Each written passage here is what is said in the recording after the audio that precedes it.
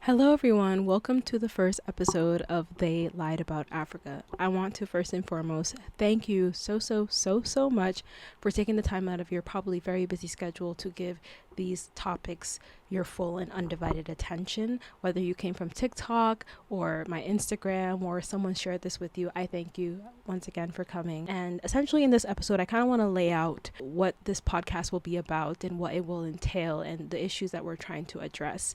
And hopefully, with the objective of one of you maybe going back home to the motherland, reinvesting in being a part of the change that we want to see in this world. So I just want to jump right into it. When people think about Africa, the first thing that comes to mind for a lot of them is poverty and struggle and chaos. And that's an image that we've been fed for decades. Take it, for instance, charity commercials where there's sad music playing in the back, there's a child in a village who has cuts and bruises all over their body, dirty clothes, they're crying. Or considering also the fact that Africa is only in the news when there is a war happening or a disaster has struck one of the countries or there's another Ebola outbreak. And at the same time, while all of this is happening, there's like less coverage on African scientific breakthroughs, for instance. Take a look at Rwanda, where they created the world's first national drone that delivers medical supplies, which has saved so many lives in rural areas. Or Morocco, who has one of the largest concentrated solar power plants in the world. And this is also part of Morocco's push toward renewable energy leadership. So clearly, this is the double standard that no one talks about. Yet countries in Africa experience difficulty. But so do other countries. Look at the United States. There's over 11.5 Americans, which is about like 38 million people, who live in poverty. And on every given night, more than 650,000 people are homeless. If you look in the UK, over 20% of the population is at risk of poverty or social exclusion. And in 2023, about 130,000 children, not people, not in general, not men and women, children were reported homeless or in temporary housing. So why is it that Africa's story is full of poverty and crisis, but the Europe and US stories are full of pride and success? Well, first of all, Africa's negative image did not happen by accident, okay? It was deliberately built and maintained to benefit Western powers, politically, economically, and psychologically, while Western countries carefully crafted their own image to appear superior, successful, and model countries. If we also look at colonization, for instance, and ideologies like the civilizing mission, the white man's burden, social Darwinism theory, all of these things justify colonization and the exploitation of people and resources, which still continue to affect countries today. Also, look at the biggest global media houses like BBC and CNN.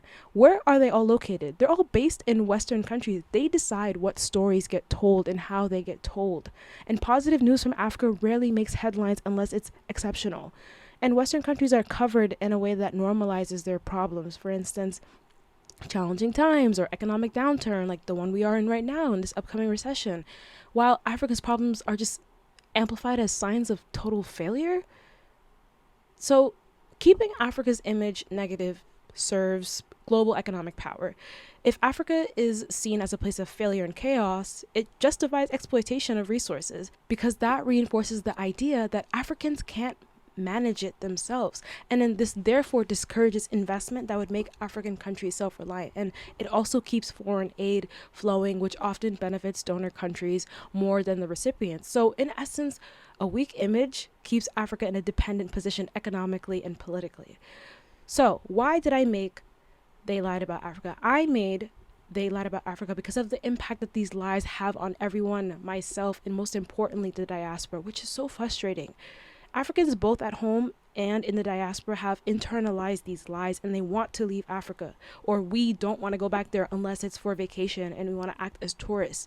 And there's also continued exploitation that's happening in these countries because there's a narrative going around that these countries cannot take care of themselves. If you look at the Congo, for instance, 70% of the world's cobalt, which is used in batteries for phones and electric cars, they come from Congo, but most of the profits go to foreign corporations, not just local communities. And the justification for this is that these companies often argue that local governments don't have the capacity or expertise to manage these industries properly. So they take over corporations and decision making. And the Congo is just one piece of the puzzle, okay? The truth is, Africa's entire image is built on contradictions that fall apart under the slightest pressure. Think about the fact that Africa is being called poor, but it holds 30% of the world's minerals resources, or the fact that they are dependent, but it's the engine of global supply chains, or the fact that they are underdeveloped, but some of the world's oldest universities, medical knowledge, and civilizations came from Africa. So while the world loves to downplay Africa, right, here's the reality. The future is African, literally. 1 in every 4 people will be African in the next couple of years.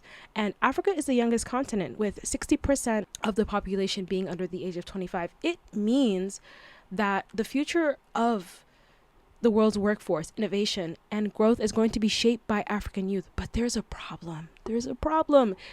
People in Africa are leaving. They are leaving because there's not that many job opportunities. They are leaving because there's poor infrastructure. They are leaving because there's corruption and political instability and limited educational and career pathways. And these issues exist because of colonial legacies that have drained wealth and left behind weak institutions. These issues also are here because of corrupt leaders that are propped up by foreign interests. There's also unfair global trade systems that keep African economies dependent. So yes, Africa has its struggles. Yes, systems are broken in places. Yes, the challenges are big, but that's exactly why this is the moment. The diaspora has a unique chance to step in, build smart, and turn obstacles into opportunities. Look at a country or a city, identify an issue, and see if it's already being attempted to be solved, and invest in that or make something of your own. Here are a few examples. In the country of Ethiopia, their economy is growing so fast, but post-harvest loss is a massive issue. Up to 30 or 40% of food is lost before it reaches markets because there's a lack of cold storage and poor logistics. So even in urban areas, for instance, fresh produce is scarce and expensive. So how could this be solved? What if someone made a solar-powered mobile cold storage pod / smart logistics platform? If you set up these mobile cold storage units that travel directly to farms and collection plants, this could solve the issue. And then at the same time, you could pair it with, for instance, a digital platform where farmers can log their produce, schedule a pickup, and match with buyers, such as urban retailers, restaurants, and etc. And then on top of that, you could use AI. AI is advancing right now, and it has so many benefits, and you can use it to optimize routes and reduce spoilage risk. Though AI also, if you look into that, is causing a lot of damage in terms of climate. So choose your weapon wisely. But also look at the country of Ghana, where it is one of the world's largest e-wasting dump sites. So over 150,000 tons of e-waste arrive every year in Ghana, and much of it is burned. And then this in turn causes toxic pollution and health hazards. And then there's minimal formal recycling. And a way this could be solved, for instance, is through eco-tech hubs that refurbish and resell electronics locally. And this could be done by setting up community-based tech hubs where discarded electronics could be bought. This includes like phones and laptops and tablets. And at the same time, you can train local youth to refurbish and repair them and then resell them at affordable prices within Ghana. And then at the same time, you can partner with local schools and businesses to provide cheap tech and reduce e-waste. Those two are examples of issues that are happening in certain countries and how a certain business idea can solve the issue and create dignified jobs for people. But don't stop there. You can invest in businesses that create jobs and build industry. You can support local entrepreneurships and innovators who are already doing work on the ground. You can also bring your skills, your knowledge, and your connections that you have gained here back home. And you can partner with local universities as well and training programs to upskill youth. Now, let's be clear. It should be the diaspora leading the way when it comes to reinvesting in Africa. But why? Why you? Why us? It's because we are a part of the story. The diaspora didn't leave Africa by accident, whether it was voluntary migration, forced migration, or family decisions shaped by colonization and conflict. Our lives are directly connected to Africa's history. We are a part of the continent's history, its losses, its resilience, and its future. And we have so much access to resources, networks, and education and opportunities that many people on the continent are still fighting for. We are in a position of advantage, not because we're better, but because of circumstances. We know how global systems work. We often have dual perspectives, for instance, understanding both African and Western context, and we have currency power. What seems small abroad can have huge impact at home. And also, if we don't others will. Foreign investors and corporations are already in Africa, extracting more than they give. If we don't step in to uplift and build responsibility, others will continue to profit off of Africa without investing in its people or future. Take, for example, Chinese, European, and American companies. They're on the ground right now, buying land, mining resources, and setting up shop. But their goal isn't Africa's success, it's their own. If we care about Africa's future, we have to be a part of shaping it. But it's also important to acknowledge that we can't fix what we don't understand. And most of us, we were never taught the real story of Africa. The history we learned, often incomplete or straight up false. The way we were taught to see Africa's economy and politics, outdated or manipulated. The geopolitical climate, not something most of us fully understand yet. If we want to help African countries or even just connect meaningfully, we need to relearn Africa. This means understanding its real history beyond colonization, studying economic potential and challenges honestly, paying attention to current events, and knowing who's really in control. Now. Big topics. All of these topics need a clear plan. And here is how the podcast is laid out to keep it focused and impactful. So for one, we're going to be telling the story of Africa. We'll go deep into history, shining light on what really happened, whether it's incredible African achievements that most people never heard of, or resistance movements that fought colonizers head on, or the system and civilizations that existed long before outsiders arrived. We'll also make it personal by talking about what it means to be African or from the diaspora today. You'll hear personal stories of people navigating dual identities, balancing African heritage with life in the West, and making the journey both emotional and physical back home. Africa also has challenges, okay? There's no denying that. But instead of just focusing on the problems, we're going to highlight the people and the movements working to solve them, whether it's food security, education, youth unemployment, or corruption. We'll dive into the real issues and spotlight the change makers leading the way. And we'll also talk about building real power, how Africa is innovating in business, climate, technology, entrepreneurship, and how we as the diaspora can invest responsibly and effectively.